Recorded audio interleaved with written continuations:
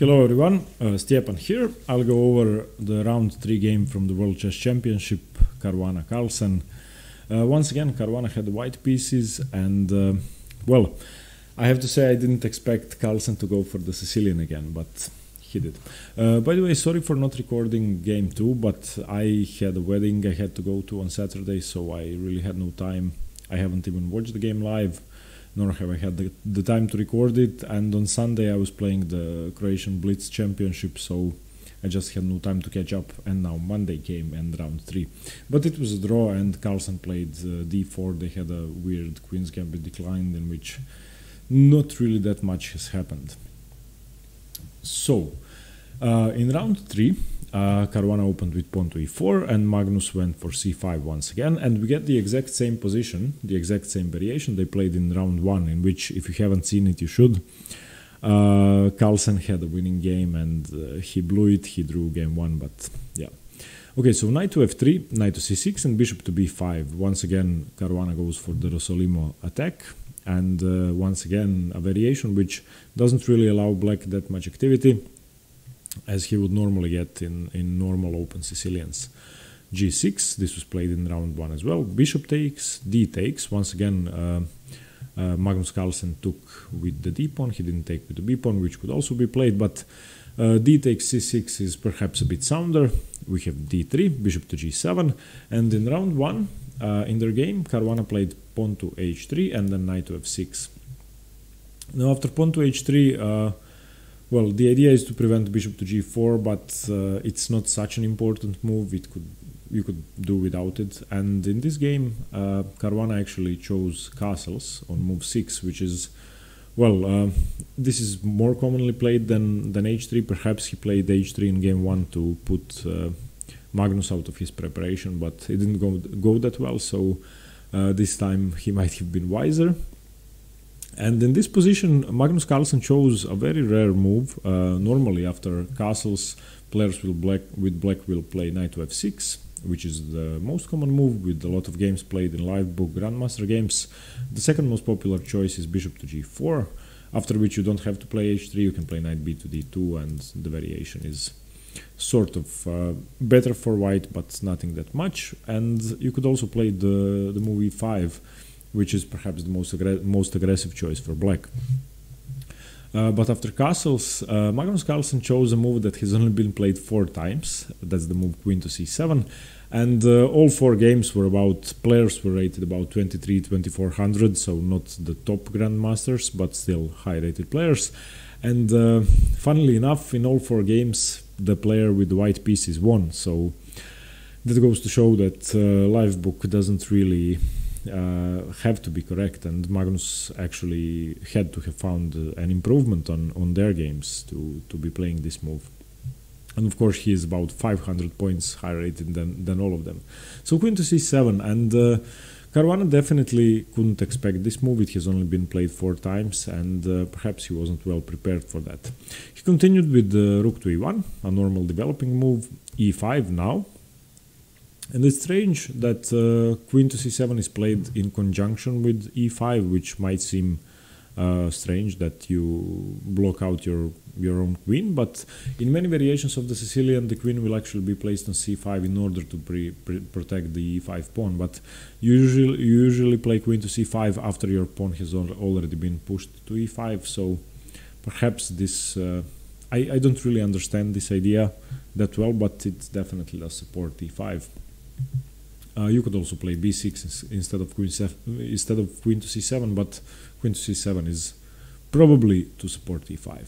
Now Caruana continues with pawn to a3, just stopping black's queenside play.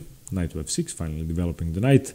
And in round 1, Carlsen went for a maneuver knight to d7, knight to f8, and knight to g6, which was, I thought, a very nice idea.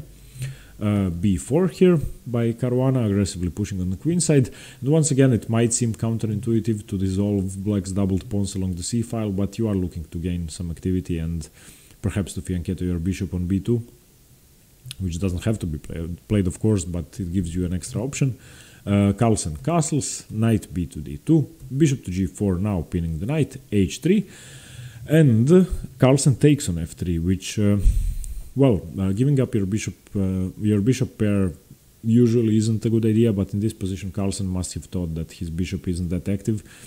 It definitely doesn't have that many squares, especially with this pawn structure white has in the center. The bishop doesn't have that much activity, and this knight is a good defender of good attacker that puts pressure on the e5 square, and you could imagine the other knight coming to c4 perhaps and putting a lot more pressure on e5.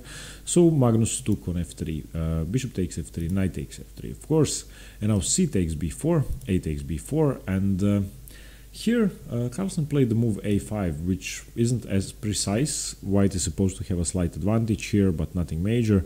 But generally, it's a good principle to counterattack whenever your opponent is trying to get active. And Caruana did try to get active on the queen side. He played a3 and b4. And Carlsen immediately counterattacked, and now seemingly he has the initiative, even though knight to d7 was a better move, and after bishop d2, rook f to e8, let's say this position could arise, but a5 is definitely more active and more aggressive. Caruana took with the b pawn, which is correct. Taking with the rook is also okay, but this is just more precise. And by the way, they both played a super precise game. I was very impressed to see that neither of them made any serious mistakes, as opposed to game one, in which Caruana definitely made a few mistakes and got himself in a lost position, and Carlsen failed to convert that. And he had two simple ways to win, and he didn't. But okay. So now rook takes a5, bishop to d2, developing the bishop. It's perhaps a better idea to develop the bishop with tempo than to develop it to b7, even though I think it might be more active on b7. But another thing is that you probably want to develop your rooks to the queen side in some positions. You want to get your rook to b1 to put pressure on the backward b pawn, and perhaps that is why he chose the d2 square. Rook a to a8, going back. Exchanging the rooks would give white an edge, of course, because the queen would be attacking e5. You could imagine the queen being here and double attacking e5, and of course the rook couldn't develop to a8 either because the queen would be guarding it, so that would mean that white's pieces are more active. So rook a to a8 was the most sensible idea. Queen to b1, knight to d7, queen to b4, trying to get the queen into the game, and connecting the rooks finally. Now if rook takes, that's better than having to take with the queen. Rook f to e8, now over protecting the e5 pawn. Bishop to c3 and b5. And this position is, well, it's equal, even according to the engines. Both sides have equal material. Neither side really has a major weakness. You could say that the c6 pawn and the 2c pawn are weak, but they aren't really that big of a deal. Not even the e5 pawn is a weakness in black's position, and neither side has that much to play for, and there aren't that many attacking ideas. And I was actually staring at this position over the board for quite a while, trying to find some active plan for either side, and well, there wasn't anything as obvious. I just couldn't find anything that could perhaps put the other side off guard and start an attack. The position seems complicated, but there isn't really that many things to do. And that's why perhaps Magnus went for an exchange. Caruana went for an exchange. Rook takes a8, rook takes a8, rook to a1, and now you have to exchange. Rook takes, bishop takes, queen to a7, attacking the bishop. You have to defend, so bishop to c3, still keeping guard of the a1 square. Queen to a2, attacking the pawn, and now even the queens get exchanged. Queen to b2, queen takes b2, bishop takes b2, and f6, finally protecting the f6 pawn, and preparing to put the bishop to f8 and to better postures. So okay, this is now a drawing position.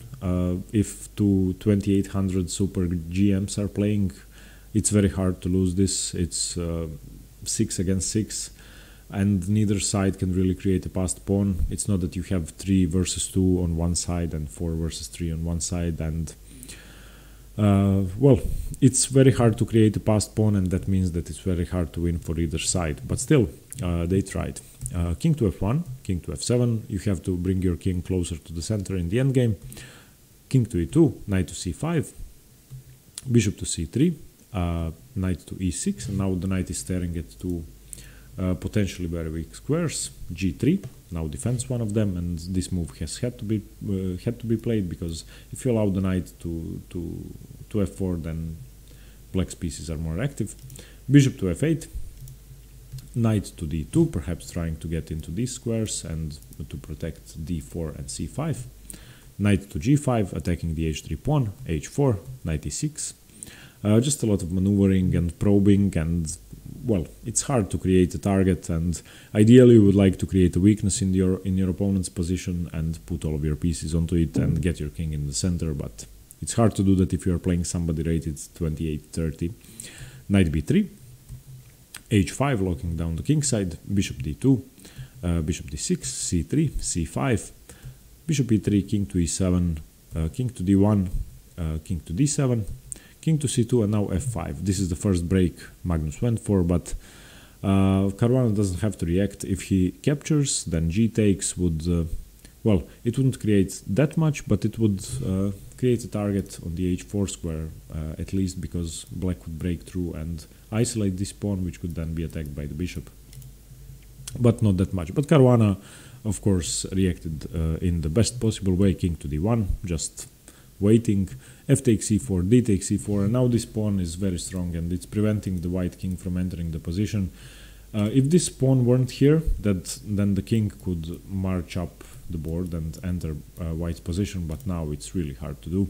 And the bishop is guarding these squares, so all the entry squares are covered and the black king doesn't really have anything to do.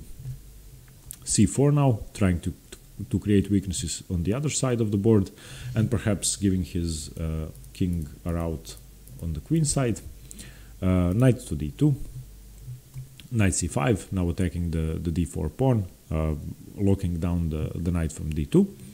Bishop takes c5, and well, leaving the knight on c5 would be risky, because then your knight can't move. Once you eliminate this knight and protect the f2 pawn, black can't really do anything to win. White can't either, but it was riskier to leave the knight on c5 and leave your pawn on e4 attacked.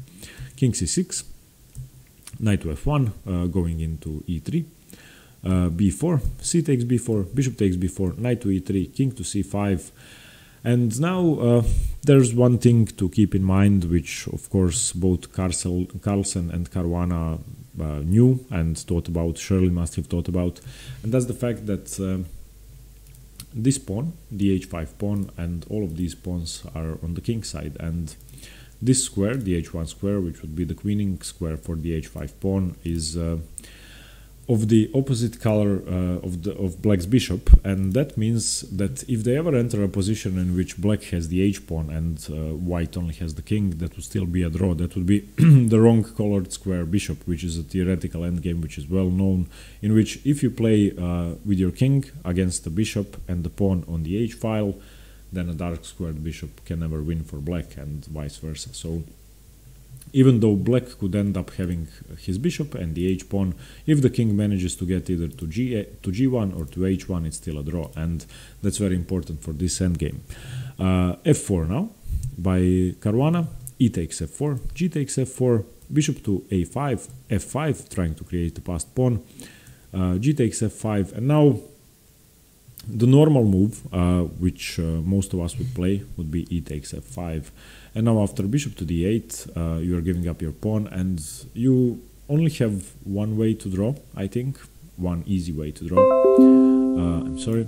You have one way to draw, and that's to sacrifice your knight. And that's key in this position, if you remember what I just said a minute ago, that the h5 pawn can never be queened, even though white only has the king. So the best move here would be knight takes c4, sacrificing the knight, and after king takes c4, king f3, you just have to get to the corner. After you get to h1, this is just a draw, and black has no way to win. Let's say black tries to round the white king somehow and push his pawn further.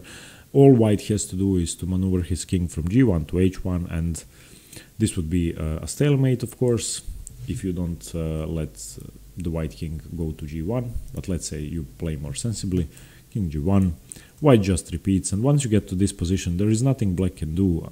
Now black has to move away the bishop to make sure it's not stalemate, and you can never force the king out of the light squared corner because you have a dark squared bishop, and that's it. That's a draw, and that's exactly why in this position after f5, g takes f5, Caruana simply took the pawn immediately.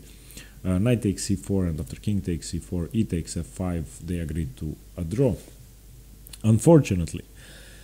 So we have 3 draws out of 3 rounds. I have to say rounds 2 and 3 weren't as exciting as round 1. And I have to say I'm sorry that round 1 didn't end up with a decisive result, because had Magnus managed to convert in round 1 in the opening of the World Championship, Caruana would have had to play riskier chess in rounds 2 and 3, especially with white pieces in round 3. So yeah, another draw. I hope that Carlsen is going to play something more aggressive tomorrow with white pieces, and I hope we are going to see a first decisive result. But still fun to see 2 Sicilians from Carlsen and 2 Rossolimo attacks from Caruana. I think both the Sicilian defense and the Rossolimo attack are very instructive, and I'm going to link the theory of the openings in the description below so you can check that out. And I also have to say I was glad to see this endgame, which is very instructive, because in one of my tournament games I actually failed to see that we would enter a wrong colored square bishop ending, and I almost drew the game. Luckily for me, my opponent didn't spot that, so he resigned, but he could have played on, and it could have been a draw.